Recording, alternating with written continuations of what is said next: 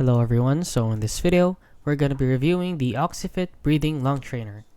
So if you don't know what this is, let's just read this about this item.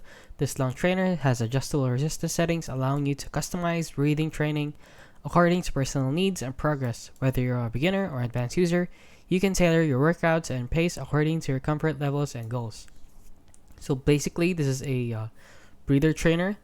So let's see the reviews if it's just a scam or it is legit. So as you can see right here, right off the bat, it has 5-star reviews at 53%, and they are rated at a 4 out of 5 stars.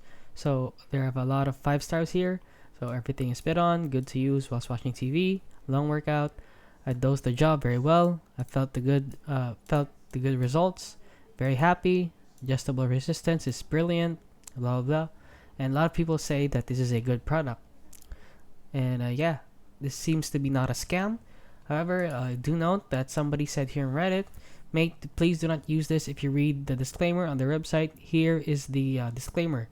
Immediately stop using the Oxyfit if you feel any physical discomfort. If you are suffering from a cold, sinusitis, or respiratory tract infection, we advise you to not use the Oxyfit breathing trainer until symptoms have disappeared. To prevent potential transmission of infections, we recommend that you do not share your Oxyfit. Do not use Oxyfit breathing trainer in case of spontaneous pneumothorax. I don't know what that is. A collapsed lung that was not due to traumatic injury. Example, broken rib. Okay.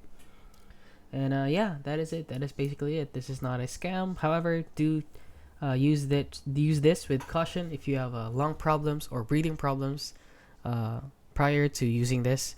And yeah, that is it. That is my review on the Oxyfit Breathing Lung Trainer. If you found this video helpful, please consider liking and subscribing.